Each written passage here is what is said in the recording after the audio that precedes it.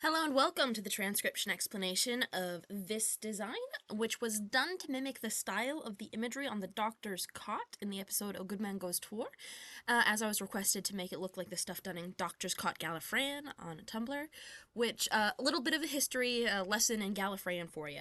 So, Sherman's script, which is the script that I use, and my friend Lauren Sherman kicked off back in 2011 and has kind of passed the torch to me as the primary scribe as well as a creator developer of the script myself with the number system and sentence structure and all that jazz. Anyway, Sherman's script is what this is written in, and all of my work that I do, the commission stuff, is written in because it's my favorite, I'm the best at it, and it is the only script that has been used on the show itself, and has recently been adopted on the new official Gallifreyan translator app, and is the closest thing, well, it's the most legit Gallifreyan. But the Doctor's Cot script does the best job of mimicking that specific imagery on the show because it was designed around it. So, Brittany Goodman is the creator of the Doctor's Cot Gallifreyan actual written script, and it's a very fun and very good script. And obviously does a great job of mimicking the artwork in the show that was designed to mimic. However, my favorite part about Sherman's script is how flexible it is and how you can mimic different scripts, different artworks using the same script for all sorts of different styles. And with that being said, let's go ahead and get to this design and how to read it. I'll be referring to this cheat sheet above me, which has rows and columns, and the rows indicate which of the 4 different letter stems, a deep divot like a horseshoe or an omega, a full circle that's inside of our word circle, a full circle that's on the third one is a shallow divot like a bite taken out of a cookie, and then the last one is a full circle that's like on the line of the word circle. And I'll show you those in those designs when we get to them. And then vowels are little guys, they're pretty tricky, I'll get to them when we get to them.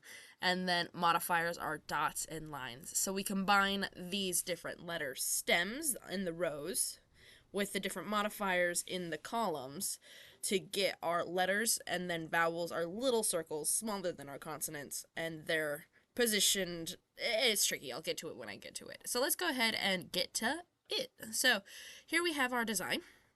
And if we start reading at the bottom going counterclockwise. And that is true for the letters in a word as well as the words in a sentence. And this sentence is strung out linearly. And if we imagine an infinitely large circle, if we start at the bottom of that and go counterclockwise, you'll go left to right. So that's why we read designs like this left to right. So here's our first word, and this word only has one circle on it, and it's a little guy, so it's a vowel. In fact, all of these little guys are vowels, and this vowel has a line going towards the middle of our word circle, and that makes it an I. If it had a line going outwards away from the center of our word circle, it would be a U. So this word has the one letter of I and is the word I. Our next word here starts with a deep divot, so we're in the top row, and then we're in the column with no dots or lines, which is the very first column, because these 3 dots are all closer to this letter stem, and therefore go with this. So this is a B. Here's another vowel, and it's by itself on the line of the word circle. So if we look again down at the bottom of our cheat sheet, and we see a little guy, E is on the line of the word circle, just like the I, but with no lines in or out, so this is an E. Then we have the L with 1, 2, 3 dots on a full circle, an I with a line going inwards again, another E, so B-E-L-I-E, and then a V is a shallow divot with 1 line on it, and another E. So these 3 are all E's. So I believe. And then this is a bit fancy because we have all of this extra junk, these extra sentence circles going around this one word circle here. And this one word circle has a letter here, I, with a line going inwards. And then our next letter is another big circle stem like the L, except it has 1 line on it. So that makes it an N because it's got the column with 1 line above it. So I-N, so in. And I just wanted to fill up the space to get that nice sort of small to big to small effect. So I made the word in kind of fit this circle here. And it was actually really tricky to do with this design because the word cartography is a very large word, especially considering I've got to balance it with the word I and believe. So this is the A, which matches the I, and it's just got a lot of dots, and it's got kind of a different vibe that I really couldn't make look super Doctor's Cot-y, just due to the nature of this being a large word with lots of divots, which aren't a feature in the Doctor's Cot thing, and lots of, like, protruding chunks. I'm getting ahead of myself, because we just read the word in, and now we gotta read the word such. So here we have a shallow divot with 1, 2, 3 lines sticking off of it, so that's the S. The U has a line going outwards, and a CH is a deep divot with 2 dots, so such. And then cartography, starting at the bottom, we have a full circle with 1, 2, 3, 4 dots, so that's a C. The A is a vowel outside the word circle. So this is another A because it's outside the line of the word circle. And then we have a letter stack here. So we have a shallow divot, stem, and we have a thin one and a thick one. And the letter stacking rules for this script are pretty tricky and not in my mini guide, but in the full guide that you can find in the comments.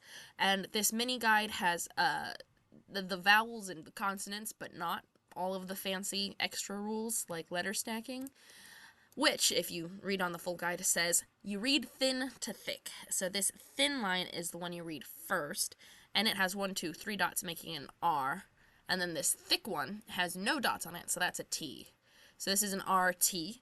And then we have this circle here, which is a vowel, and consonants are always read before vowels. So this O is read after the R and T. So RTO is this letter stack. Then we have a G. Why is this grumpy? You should... There. Okay, I fixed it. G is a deep divot with 1 line, another R with 3 dots, another A outside the word circle, and then a PH is a full circle with 1 dot. So the PH can be done as 1 letter and then a Y. So CARTOGRAPHY,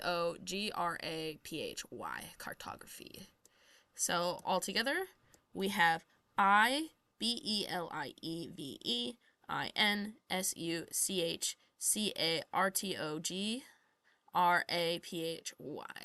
And that is that design. I hope you like it.